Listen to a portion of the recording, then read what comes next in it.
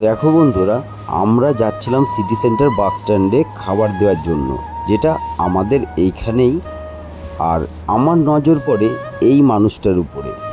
এই মানুষটাকে দেখে সত্যি সবারই কষ্ট লাগছে, তাই না বলো? যাই হোক, কিন্তু আমার সবথেকে বেশি খারাপ লাগছিল হাইওয়েতে এত এত গাড়ি এত এত স্পিডে আপ ডাউন করছে, এই মানুষটা খালি রাস্তার এদিক আর ওদিক করছিল। যাই হোক, দেখে তো আমার খুবই ভয় লাগছিল। আমি এনাকে সাইডে ডেকে এটাই বারবার করে বোঝাচ্ছিলাম যে ভাই, আপনি কেন রাস্তার এদিক ওদিক করছেন? যখন তখন তো বিপদ হয়ে যেতে পারে, তাই না বলুন?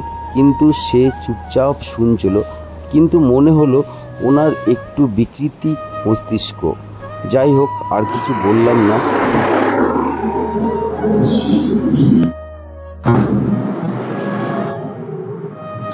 আজ মাংসের ঝোল করেছি, বুঝলে দাদা, খাও।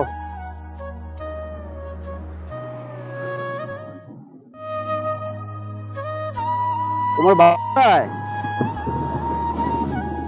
বড় ভাই, তোমার বাড়ি কোথায়?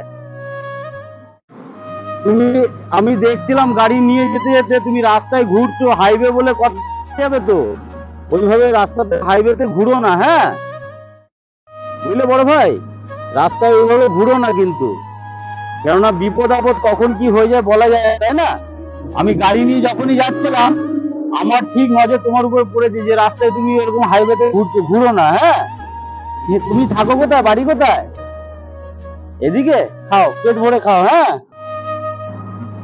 আর এইখানে খাবার দেওয়ার জায়গা নেই, তার জন্য তোমাকে এইখানটায় বসিয়ে খাওয়ালাম, হ্যাঁ, কিছু মনে করো না।